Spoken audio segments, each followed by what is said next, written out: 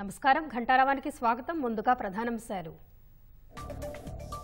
LB స్టేడియంలో staff నర్సులకు నియామక పత్రాలు కొత్తగా ఎంపికైన 7094 మందికి అందించిన సీఎం రేవంత్ రెడ్డి. నిరుద్యోగుల ఆకాంక్షలను నిజం చేయడమే సర్కార్ లక్ష్యం. గత ప్రభుత్వం యువత ఆకాంక్షల్ని నెరవేర్చలేదని సీఎం మండిపాటు. కాళేశ్వరం ప్రాజెక్టుపై రాష్ట్ర ప్రభుత్వానికి కాగ్ నివేదిక అసెంబ్లీలో ప్రవేశపెట్టేందుకు వీలుగా ఇచ్చినట్లు వెల్లడి.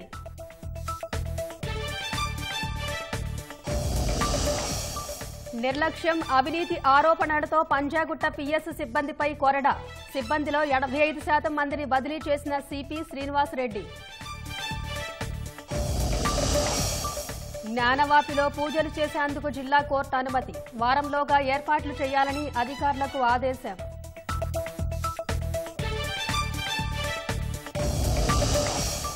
ఈడీ అధికారులపై పోలీసులకు జార్ఖండ్ సీఎం ఫిర్యాదు. విచారణలో దూషించారన్న హేమంత్ సోరెన్.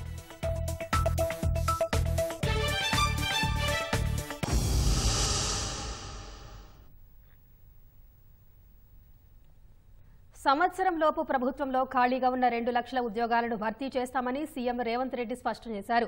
నిరుద్యోగుల ఆకాంక్షలను నిజం చేసేందుకు కాంగ్రెస్ సర్కార్ చిత్తశుద్దితో పనిచేస్తుందన్నారు. త్వరలో 15,000 పోలీసు ఉద్యోగాలను భర్తీ చేస్తామని హామీ ఇచ్చారు. హైదరాబాద్ ఎల్బీ స్టేడియంలో కొత్తగా ఎంపికైన స్టాఫ్ నర్సులకు ఉద్యోగ నియామక పత్రాలు అందజేశారు. ఈ ఏడాదిలోపు 2 లక్షల ఉద్యోగాలు భర్తీ చేస్తామని సీఎం రేవంత్ రెడ్డి ప్రకటించారు. ఎన్నికల్లో ఇచ్చిన హామీ మేరకు కాంగ్రెస్ ప్రభుత్వం తప్పక నెరవేరుస్తుందని స్పష్టం చేశారు. హైదరాబాద్ ఎల్బీ స్టేడియంలో కొత్తగా ఎంపికైన స్టాఫ్ నర్సులకు ఉద్యోగ నియామక పత్రాలు అందజేశారు. ఉప ముఖ్యమంత్రి భట్టి విక్రమార్క, మంత్రులు దామోదర రాజనరసింహ, తుమ్మల నాగేశ్వరరావు, కోమటిరెడ్డి వెంకటరెడ్డి, పొన్నం ప్రభాకర్, కొండా సురేఖ, సిఎస్ శాంతికుమారి తదితరులు పాల్గొన్నారు. కోర్టు అడ్డంకులను తొలగించి 7,094 మందికి సర్కారీ నౌకర్లు కల్పించామని వివరించారు. విద్యార్థుల త్యాగాల మీద ఏర్పడిన తెలంగాణలో 10 ఏళ్లుగా గత ప్రభుత్వం యువత ఆకాంక్షలు నెరవేర్చలేదని సీఎం మండిపడ్డారు. ఆరోగ్య తెలంగాణను నిర్మించడంలో నర్సులదే కీలక పాత్ర అని ముఖ్యమంత్రి రేవంత్ కొనియాడారు. కళ్ళల్లో ఒత్తులేసుకొని ఈ ఉద్యోగ అవకాశాల కోసం ఎదురు చూస్తున్న విషయాన్ని దృష్టిలో పెట్టుకొని ఈ రోజు ఇంత గొప్ప కార్యక్రమాన్ని నిర్వహించి విద్యార్థులకు ఉద్యోగ అవకాశాలు ఈ ప్రభుత్వం కల్పిస్తే ప్రధాన ప్రతిపక్ష నాయకుడిగా మనస్ఫూర్తిగా ఈ ఆడబిడ్డలను ఆశీర్వదించకపోతే ఆ ప్రధాన ప్రతిపక్ష పాత్ర కూడా దండగా అని చెప్పి ఉన్న వాళ్ళు అనుకునే ప్రమాదం ఉంది. చంద్రశేఖరరావు గారు, నీ బిడ్డ, నీ కొడుకు, నీ అల్లుడు వాళ్ళ ఉద్యోగాల గురించైనా నీ ఆలోచన, మా పేదోళ్ళ బిడ్డలైన మా చెల్లెళ్ళ ఉద్యోగాల కోసం, ఆ ఉద్యోగ అవకాశాలు వస్తే వాళ్ళు జీవితంలో స్థిరపడి పెళ్లిళ్లు చేసుకొని కుటుంబ సభ్యులను ఆదుకునే అవకాశాన్ని ఎప్పుడైనా ఆలోచన చేసిండ్రా? ఒక పక్కన మేము వీళ్ళకు ఉద్యోగాలు ఇవ్వడానికి ప్రయత్నం చేస్తుంటే ఇంకొక పక్కన నీ అల్లుడు ప్రభుత్వం మీద వీళ్ళకు ఉద్యోగాలు ఇవ్వాల్సిన అవసరం లేదన్నట్టుగా మాట్లాడుతుండు. మీరైనా పిలిచి మీ అల్లుడికి గడ్డి పెట్టండి. వాళ్ళకు ఉద్యోగాలు ఇస్తున్నందుకు మా ప్రభుత్వం మీద శాపనార్థాలు పెడుతున్నారంటే మీ ఆలోచన ఎట్లున్నదో, మీ వంకర బుద్ధి ఎట్లున్నదో లక్షలాది మంది నిరుద్యోగ యువకులు ఆలోచన చేసే సందర్భం. ప్రధానమైన నిరుద్యోగ సమస్యను పరిష్కరించడానికి మా ప్రభుత్వం ఏర్పడిన వెంబడే తెలంగాణ పబ్లిక్ సర్వీస్ కమిషన్ ని ప్రక్షాళన చేసి ఖాళీలు ఉన్న దాదాపుగా 2 లక్షల ఉద్యోగ నియామకాలు చేపట్టాలన్న ఆలోచనతోటి నూతనంగా చైర్మన్ ను, సభ్యులను నియమించుకోవడం జరిగింది. తెలంగాణ పబ్లిక్ సర్వీస్ కమిషన్ ద్వారా నియామకాలు వైద్య ఆరోగ్య శాఖ, అదేవిధంగా పోలీస్ రిక్రూట్మెంట్ బోర్డు నుంచి తొందరలోనే 15,000 పైచిలకు పోలీసు ఉద్యోగ నియామకాలను కూడా చేపట్టడానికి ఈ రోజు మా ప్రభుత్వము కృషి చేస్తున్నది. సంవత్సరం తిరిగే లోపల 2 లక్షల ప్రభుత్వ ఉద్యోగ ఖాళీలను భర్తీ చేసే బాధ్యత మాది. ఇచ్చిన మాట నిలబెట్టుకుంటాం. నిరుద్యోగ యువకుల యొక్క ఆకాంక్షలను నెరవేర్చడానికి తప్పకుండా 2 లక్షల ప్రభుత్వ ఉద్యోగ ఖాళీలను భర్తీ చేస్తాం. నిరుద్యోగ యువత కోరుకున్నట్లే ఉద్యోగాలు కల్పించే బాధ్యతను రాష్ట్ర ప్రభుత్వం తీసుకుందని ఉప ముఖ్యమంత్రి మల్లు భట్టి విక్రమార్క అన్నారు. 10 ఏళ్లలో రాష్ట్ర ఆర్థిక వ్యవస్థ చిన్నాభిన్నం అయిందన్న భట్టి ఆర్థిక పరిస్థితి బాగా లేకున్నా కొత్త నియామకాలు చేపట్టామని పేర్కొన్నారు. వైద్యారోగ్య శాఖలో మరో 5,000 ఉద్యోగాల్ని భర్తీ చేసేందుకు ప్రయత్నిస్తున్నామన్నారు. మీ కలలు నిజం చేయటం కోసం ఈ రాష్ట్ర ప్రభుత్వం కంకణబద్ధులై వేస్తున్నటువంటి అడుగుల్లో మొదటి అడుగుగా ఈరోజు 500 కోట్ల పైబడి భారం పడుతున్నప్పటికి కూడా సోదరిమణులకి ఉద్యోగ అవకాశాలు ఇవ్వాల్సిందే అని చెప్పి ఆలోచన చేసి ఇస్తున్నటువంటి నిర్ణయాన్ని తప్పనిసరిగా అభినందించకుండా ఉండలేరని నేను భావిస్తా ఉన్నాను. ప్రత్యేక తెలంగాణ రాష్ట్ర ఏర్పాటు కావాలి. మీ అందరి కళలు నిజం చేయటం కోసం ఇంత పెద్ద ఎత్తున ఒకటేసారి దాదాపు 7,000 మంది స్టాఫ్ నర్సులకి ఉద్యోగాలు ఇవ్వటం అనేది నిజంగా చాలా సంతోషకరమైనటువంటి రోజు. ఉద్యోగాల భర్తీలో రోస్టర్ విధానాన్ని పక్కాగా అమలు చేయడం వల్ల బడుగు బలహీన వర్గాలకు ఉద్యోగాల్లో సింహభాగం దక్కాయని వైద్యారోగ్య శాఖ మంత్రి దామోదర రాజనరసింహ అన్నారు. పారదర్శకంగా భర్తీ ప్రక్రియ చేపట్టామన్నారు. నర్సు వృత్తి అంటే మామూలు వృత్తి కాదు. పుట్టిన ప్రతి పాప నుంచి చివరి శ్వాస వరకు మీరు ఉండేది మా ఎంబడి, మాకు సేవ చేసేది మీరే. నర్సింగ్ అంటే టు టేక్ కేర్ ఆఫ్, అంత గొప్ప వృత్తి. పేదవాళ్ళకి కావాల్సింది సంక్షేమము, విద్య, వైద్యము. ఆ దిశగా ఈరోజు కాంగ్రెస్ ప్రభుత్వం రేవంత్ రెడ్డి గారి నాయకత్వంలో ముందుకు పోతున్నాం. గతంలో ఏ రకంగా అయితే లేదా పేపరు లీకులు, కోర్టు కేసులు అని ఏవీ లేకుండా ఈనాడు రోస్టర్ సిస్టాన్ని ఫాలో అవుతూ 88% మంది నర్సింగ్ ఆఫీసర్స్ అంటే పూర్తిగా మహిళలే అని చెప్పి మీకు సవినయంగా తెలియజేస్తున్నాను. ఆ బీసీలలో 46%, దళితులలో 31%, ఎస్టీలలో 13% ఉద్యోగాలు పొంది చరిత్ర సృష్టించారని చెప్పి మీకు సవినయంగా తెలియజేస్తున్నాను. ఉద్యోగ నియామక పత్రాలు అందుకున్న అభ్యర్థులు రాష్ట్ర ప్రభుత్వానికి కృతజ్ఞతలు తెలిపారు. ఉద్యోగాలు త్వరితగతిన అందేలా చర్యలు తీసుకున్న ప్రభుత్వ చొరవను కొనియాడారు. గ్రేటర్ హైదరాబాద్లో ట్రాఫిక్ నిర్వహణ కోసం సమగ్ర ప్రణాళికను రూపొందించాలని ముఖ్యమంత్రి రేవంత్ రెడ్డి ఆదేశించారు. మల్టీ లెవెల్ పార్కింగ్ కేంద్రాల ఏర్పాటు కోసం ప్రత్యేక పాలసీ తయారు చేయాలని అధికారులకు సీఎం చెప్పారు. ట్రాఫిక్ నియంత్రణ కోసం 3 నెలల్లో హోంగార్డులను నియమించాలని ఆదేశించారు. భాగ్యనగరంలో రహదారులు, కూడళ్లను విస్తరించాలన్నారు. గ్రేటర్ హైదరాబాద్ పరిధిలో ట్రాఫిక్ నియంత్రణకు పోలీస్ శాఖ అత్యంత ప్రాధాన్యం ఇవ్వాలని ముఖ్యమంత్రి రేవంత్ రెడ్డి స్పష్టం చేశారు. గ్రేటర్ హైదరాబాద్లో ట్రాఫిక్ పై పోలీస్ ఉన్నతాధికారులతో సచివాలయంలో సీఎం సమీక్ష నిర్వహించారు. వివిధ ఇతర విభాగాల్లో పనిచేసిన హోంగార్డులను వెనక్కి పిలిపించి ట్రాఫిక్ నియంత్రణ విధులకు వారి సేవలను వాడుకోవాలని రేవంత్ రెడ్డి ఆదేశించారు. హైదరాబాద్, సైబరాబాద్, రాచకొండ కమిషనరేట్ల పోలీస్ అధికారులు, జీహెచ్ఎంసీ జోనల్ కమిషనర్లు సమన్వయంతో ట్రాఫిక్ నియంత్రణపై పనిచేయాలన్నారు. భవిష్యత్ అవసరాలకు సరిపోయే విధంగా ట్రాఫిక్ నియంత్రణ నిర్వహణపై సమగ్ర ప్రణాళికను రూపొందించాలన్న సీఎం రేవంత్ రెడ్డి కన్సల్టెన్సీలతో అధ్యయనం చేయించాలని ఆదేశించారు. సీఎస్ శాంతికుమారి, డీజీపీ రవిగుప్తా, హైదరాబాద్, రాచకొండ, సైబరాబాద్ సిపిలు, బల్దియా ఉన్నతాధికారులు సమీక్షకు హాజరయ్యారు. హైదరాబాద్ ఐటీ కారిడార్లో ఆహారం విక్రయిస్తున్న కుమారి ఆంటీ ఫుడ్ స్టాల్ను యథాతథంగా కొనసాగించాలని డీజీపీ రవిగుప్తాను ముఖ్యమంత్రి రేవంత్ రెడ్డి ఆదేశించారు. కుమారి ఆంటీ ఫుడ్ స్టాల్ను ట్రాఫిక్ పోలీసులు తొలగించడంపై ఈ మేరకు సీఎం ఆదేశాలిచ్చారు. కాంగ్రెస్ ప్రభుత్వం పేదల పక్షాన ఉంటుందని త్వరలోనే కుమారి ఆంటీ ఫుడ్ స్టాల్ను సందర్శించనున్నట్లు సీఎం వెల్లడించారు. కుమారి ఆంటీ ఫుడ్ స్టాల్ వల్ల ఐటీ కారిడార్లోని తీగల వంతెన నుంచి ఐకియా జంక్షన్ మార్గంలో ట్రాఫిక్కు అంతరాయం కలుగుతుందని, ఈ విషయాన్ని పలుమార్లు చెప్పినా ఫుడ్ స్టాల్ మార్చలేదని ట్రాఫిక్ పోలీసులు తెలిపారు. ఈ నేపథ్యంలో మంగళవారం ఆ ఫుడ్ స్టాల్ను తొలగించారు. సీఎం నిర్ణయంతో కుమారి ఆంటీ ఫుడ్ స్టాల్ యథాతథంగా నడవనుంది. ముఖ్యమంత్రి రేవంత్ రెడ్డికి ఉమ్మడి ఆదిలాబాద్ జిల్లా అంటే ప్రత్యేక అభిమానమని, అందులో భాగంగానే ఇంద్రవెల్లి పోరాట స్ఫూర్తితోనే అభివృద్ధికి నాంది పలుకుతున్నారని మంత్రి సీతక్క స్పష్టం చేశారు. ఆదిలాబాద్ జిల్లా ఇంద్రవెల్లి మండలం కేస్లాపూర్లోని నాగోబా ఆలయాన్ని సందర్శించిన మంత్రి నాగోబా దేవతకు ప్రత్యేక పూజలు చేశారు. ఫిబ్రవరి 2న సీఎం రేవంత్ రెడ్డి నాగోబా దేవతను దర్శించుకున్న తర్వాత 1980లో అసువులు బాసిన ఇంద్రవెల్లి అమరవీరుల స్తూపం వద్ద ఏర్పాటు చేసే బహిరంగ సభలో పాల్గొంటారని తెలిపారు. ఇంద్రవెల్లి అమరుల త్యాగ తెలిసేలా ప్రత్యేక కార్యాచరణ చేపట్టనున్నట్టు సీతక్క వెల్లడించారు. అంటే ముఖ్యమంత్రి గారు మొదటి నుంచి కూడా ఆదిలాబాద్ అంటే తనకు ఎంతో అభిమానము. ఎందుకంటే చాలా వెనుకబడి ఉన్నది. మరి ఆర్థికంగా కానీ, సామాజికంగా కానీ, రాజకీయంగా కానీ వెనుకబడ్డ ప్రాంతం.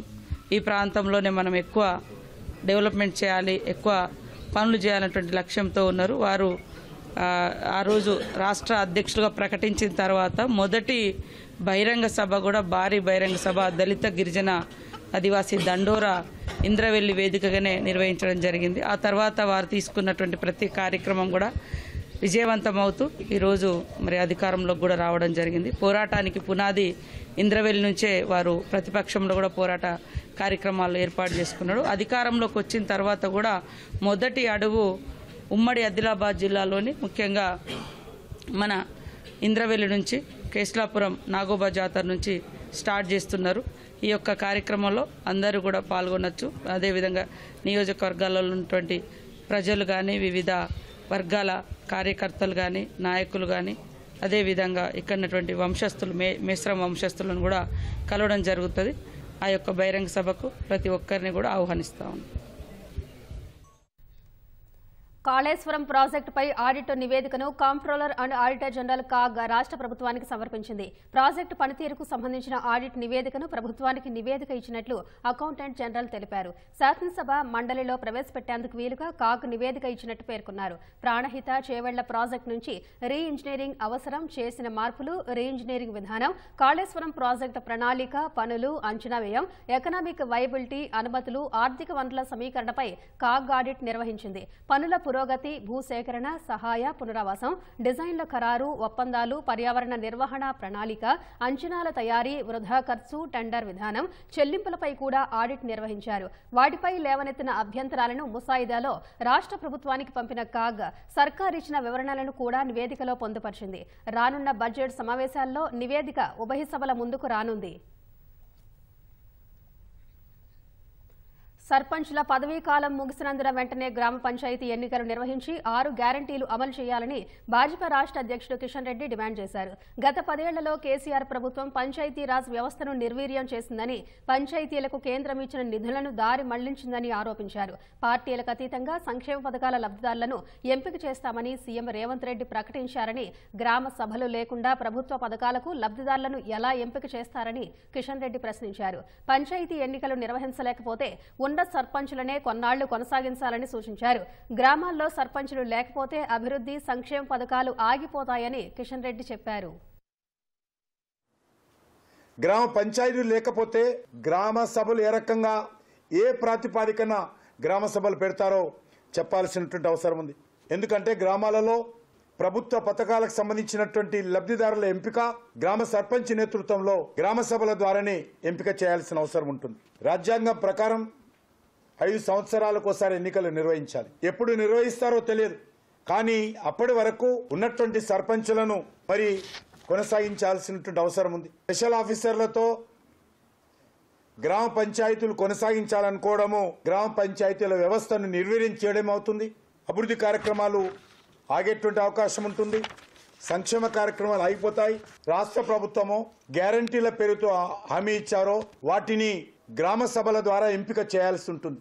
పార్లమెంట్ ఎన్నికల వరకు ఆ యొక్క గ్యారంటీలను అమలు చేయకుండా గ్రామ సభలు పెట్టడానికి అవకాశం లేదు. కాబట్టి సర్పంచులు లేరు కాబట్టి మేము ఎన్నికలైన తర్వాత ఈ యొక్క పథకాలను అమలు చేస్తాము గ్యారంటీ అనేటువంటి విషయంలో తప్పించుకునేటువంటి ప్రయత్నము ఈరోజు కాంగ్రెస్ పార్టీ చేస్తున్నట్టుగా కనిపిస్తుంది. గజ్వేల్ శాసనసభ్యునిగా భారత రాష్ట్ర సమితి అధినేత కేసీఆర్ గురువారం ప్రమాణ స్వీకారం చేయనున్నారు. ఇటీవలి శాసనసభ ఎన్నికల్లో గజ్వేల్, కామారెడ్డి నుంచి పోటీ చేసిన కేసీఆర్ గజ్వేల్లో గెలిచి కామారెడ్డిలో ఓడిపోయారు. తన వ్యవసాయ క్షేత్రంలోని నివాసంలో కాలు జారి పడటంతో ఆయన తుంటి ఎముకకు శస్త్రచికిత్స చేశారు. ఈ కారణంగా కేసీఆర్ ఇప్పటి వరకు అసెంబ్లీ సమావేశాలకు హాజరు కాలేదు. శాసనసభ్యునిగా ప్రమాణ స్వీకారం చేయలేదు. ప్రస్తుతం కోలుకుంటున్న ఆయన వైద్యుల పర్యవేక్షణలో చేతికర్ర సాయంతో నడుస్తున్నారు. గురువారం మధ్యాహ్నం 12:45 నిమిషాలకు స్పీకర్ గడ్డం ప్రసాద్ కుమార్ సమక్షంలో కేసీఆర్ ప్రమాణం చేస్తారు. శాసనసభ్యునిగా ఆయనకు ఇది 8వ ప్రమాణ స్వీకారం. ఎమ్మెల్యే కోట ఎమ్మెల్సీలుగా ఎన్నికైన మహేష్ కుమార్ గౌడ్, బల్మూరి వెంకట్ ప్రమాణ స్వీకారం చేశారు. శాసనమండలి చైర్మన్ గుత్తా సుఖేందర్ రెడ్డి తన ఛాంబర్లో కొత్త సభ్యులతో ప్రమాణం చేయించారు. ఈ కార్యక్రమానికి శాసనసభ వ్యవహారాల మంత్రి శ్రీధర్ బాబు, కాంగ్రెస్ రాష్ట్ర వ్యవహారాల ఇన్ఛార్జ్ దీపాదాస్ మున్షి, పీసీసీ మాజీ అధ్యక్షుడు వి హనుమంతరావు, కోదండరెడ్డి తదితరులు హాజరయ్యారు. ఇద్దరం ఎన్ఎస్ఐ బ్యాక్గ్రౌండ్కి వెళ్ళి వచ్చినాం కాబట్టి విద్యార్థి నిరుద్యోగులకు సంబంధించిన సమస్యలు, విద్యార్థి యువకుల సమస్యలపైన తప్పనిసరిగా వాళ్ళ పక్షాన ఒక ప్రతినిధిగా ప్రభుత్వానికి వాళ్ళకి మధ్యలో ఒక సమన్వయకర్త బాధ్యత తప్పనిసరిగా పోషిస్తాము. ప్రజల సమస్యలు కూడా ఏమున్నా తప్పనిసరిగా ప్రతి సమస్యను కూడా పరిష్కరించే దిశగా చేస్తామని చెప్పి తెలియజేస్తూ మరొకసారి మాకు అవకాశం కల్పించిన కేంద్ర నాయకత్వానికి, రాష్ట్ర నాయకత్వానికి, కార్యక్రమంలో పాల్గొన్న ప్రతి ఒక్కరికి కూడా శిరస్సు వంచి పాదాభివందనాలు తెలియజేస్తున్నాను. కౌన్సిల్ అనేది పెద్దల సభలో అత్యంత పిన్న వయస్కుడు వెంకటికి అవకాశం వచ్చింది అంటే అది కాంగ్రెస్ వల్లే సాధ్యం. విద్యార్థులు రాజకీయాల్లోకి వస్తే రాజకీయాల్లో కూడా రాణిస్తారు చెప్పడానికి ఇది ఒక ఉదాహరణగా రాష్ట్రంలో ప్రజలు, ముఖ్యంగా యువకులు, విద్యార్థులు ఎదుర్కొన్న సమస్యల్ని కౌన్సిల్ ద్వారా ప్రతిబింబించేందుకు ప్రయత్నం చేస్తాం. ప్రభుత్వం మాదుంది కాబట్టి ఈ సమస్యల్ని ముఖ్యమంత్రి దృష్టికి, ప్రభుత్వ దృష్టికి తీసుకెళ్లి వీలైనంత త్వరగా సాధించే ప్రయత్నం చేస్తాం. గవర్నర్ కోటాలో ఎమ్మెల్సీగా నియమితులైన కోదండరాం ప్రమాణ స్వీకారాన్ని భారాస నేతలు అడ్డుకోవడాన్ని నిరసిస్తూ తేజస్ ఆందోళనలు చేపట్టింది. హైదరాబాద్ ఆర్టీసీ క్రాస్ రోడ్స్ లో కేటీఆర్కు వ్యతిరేకంగా ఆ పార్టీ నాయకులు నినాదాలు చేశారు. భారాస ప్రభుత్వ హయాంలో తెలంగాణ ఉద్యమ సారథిగా పనిచేసిన కోదండరాంకు కనీస గౌరవం ఇవ్వలేదని ఆరోపించారు. చిక్కడపల్లి కేంద్ర గ్రంథాలయం వద్ద నిరుద్యోగ ఐకాస ఆధ్వర్యంలో మోకాళ్లపై నిలబడి నిరసన తెలిపారు. కాంగ్రెస్ ప్రభుత్వం కోదండరాం గౌరవించి ఎమ్మెల్సీ పదవి ఇస్తే కోర్టుకెళ్లి అడ్డుకోవడాన్ని నిరుద్యోగ ఐకాస ప్రతినిధులు తీవ్రంగా ఖండించారు. మహబూబాబాద్ వివేకానంద కూడలిలో తెలంగాణ జనసమితి నేతలు నిరసన తెలిపారు. ప్రత్యేక రాష్ట్ర ఉద్యమంలో సబ్బండ వర్గాలను ఏకతాటిపైకి వచ్చేలా పోరాడిన కోదండరాం పట్ల భారాస నాయకులు వ్యవహరిస్తున్న తీరు సబబు కాదన్నారు.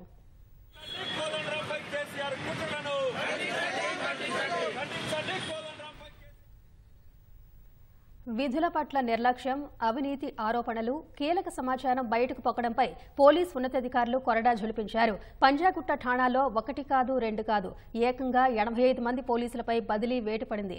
ఒకే ఠాణాలో 85% మంది బదిలీ కావడం సంచలనం రేపింది. ప్రధానంగా హోంగార్డ్ నుంచి మొదలుకొని ఇన్స్పెక్టర్ స్థాయి వరకు అందరినీ బదిలీ చేయడంతో అసలు పోలీస్ స్టేషన్లో అంతర్గతంగా ఏం జరుగుతుందనే అంశం ఇప్పుడు చర్చనీయాంశమైంది.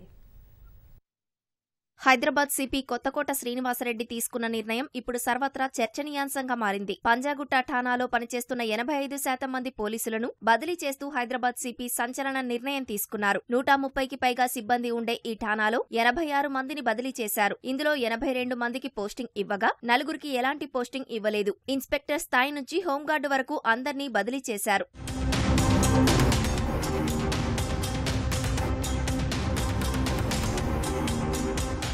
కొన్ని రోజులుగా పంజాగుట్ట స్టేషన్ పరిధిలో చోటు చేసుకున్న ఘటనల ఆధారంగానే బదిలీలు చేసినట్లు భావిస్తున్నారు. గత శుక్రవారం అమీర్ అలీ అనే వ్యక్తి కారుతో పంజాగుట్టలో బీభత్సం సృష్టించి పారిపోవడం, బోధన్ మాజీ ఎమ్మెల్యే కుమారుడు సాహిల్ ఉదంతం, పెట్రోలింగ్ సమయంలో కానిస్టేబుళ్లు మద్యం సేవిస్తూ పట్టుబడటం, మహిళా బాధితురాలితో ఠాణాలో పనిచేసే ఎస్ఐ అనుచిత ప్రవర్తన ఆరోపణల నేపథ్యంలో ఇలాంటి సంచలన నిర్ణయం తీసుకున్నట్లుగా గుసగుసలు వినిపిస్తున్నాయి.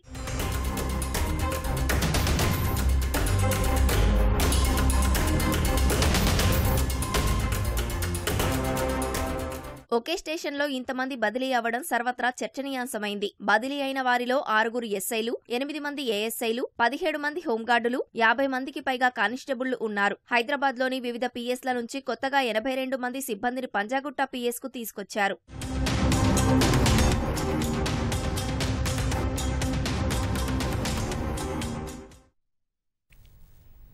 వాహనాల పెండింగ్ చలాన్ల రాయితీ గడువు నేటితో ముగియనున్న నేపథ్యంలో ప్రభుత్వం మరోసారి గడువు పొడిగించింది. ఫిబ్రవరి 15 వరకు పొడిగిస్తూ ప్రభుత్వం ఉత్తర్వులు జారీ చేసింది.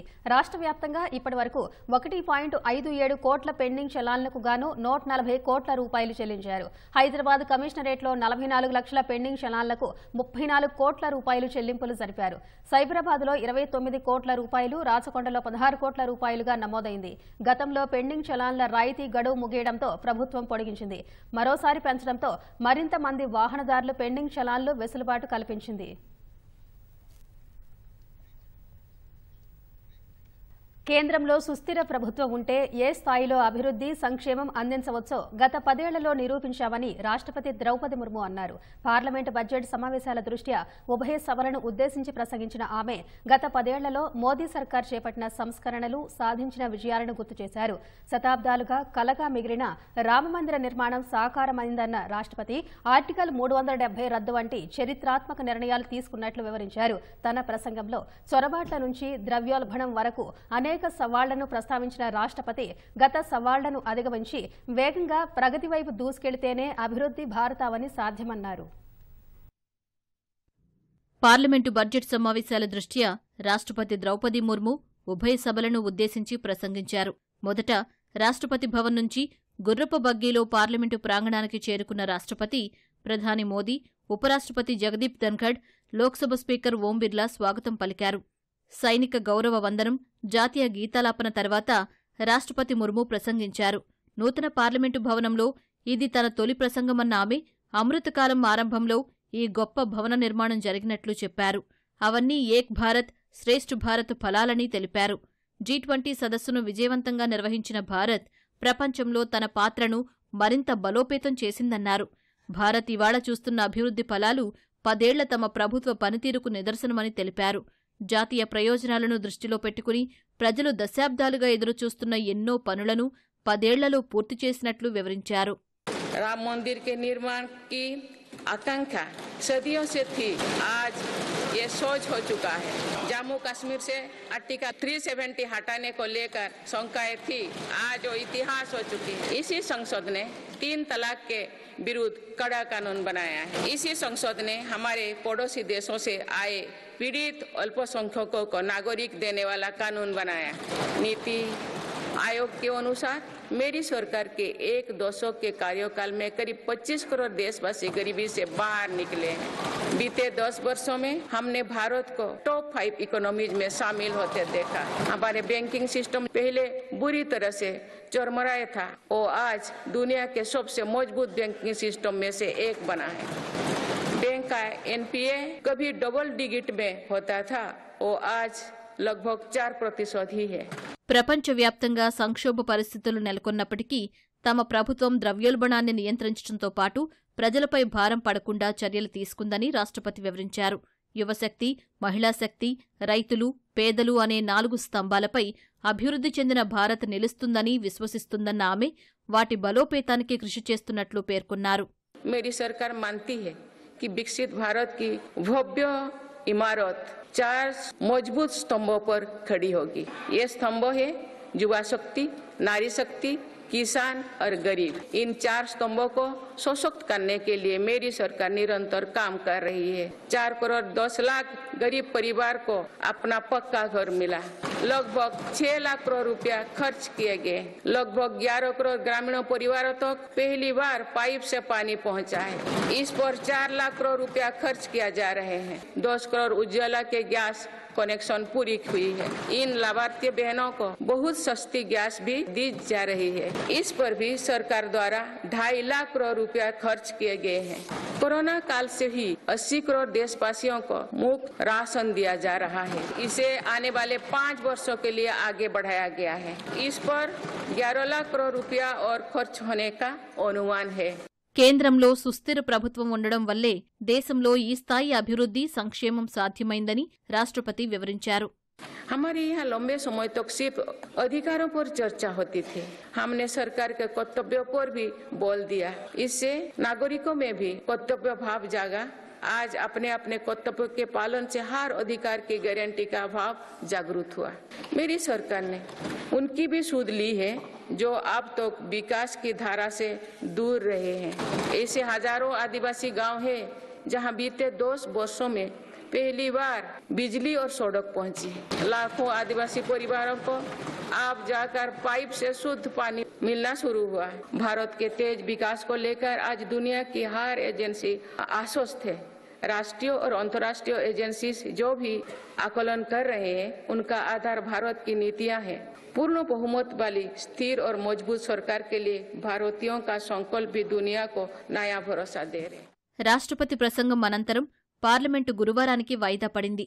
గురువారం ఆర్థిక మంత్రి Nirmala Sitharaman vote on account budget ప్రవేశపెట్టనున్నారు. భూ కుంభకోణానికి సంబంధించిన మనీ లాండరింగ్ కేసులో జార్ఖండ్ సీఎం హేమంత్ సోరెన్ను ఎన్ఫోర్స్మెంట్ డైరెక్టరేట్ ఈడీ విచారిస్తోంది.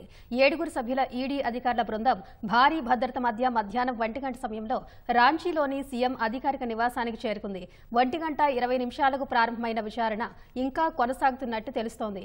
ఈడీ విచారణ నేపథ్యంలో జేఎంఎం శ్రేణులు పెద్ద సంఖ్యలో సీఎం సోరెన్ నివాసానికి తరలివచ్చాయి. ఈ నేపథ్యంలో శాంతి భద్రతల సమస్య ఏర్పడకుండా భారీ బందోబస్తు ఏర్పాటు చేశారు.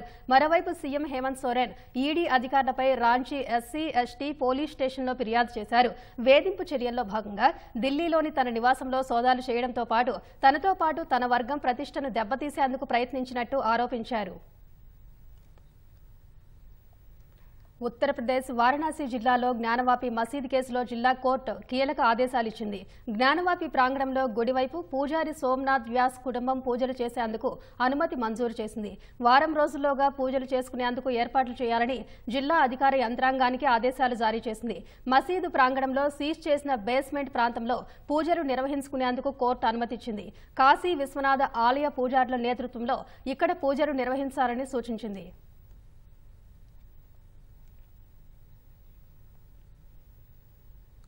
ప్రకటనల అనంతరం ప్రతిధ్వని ప్రసారం. నమస్కారం.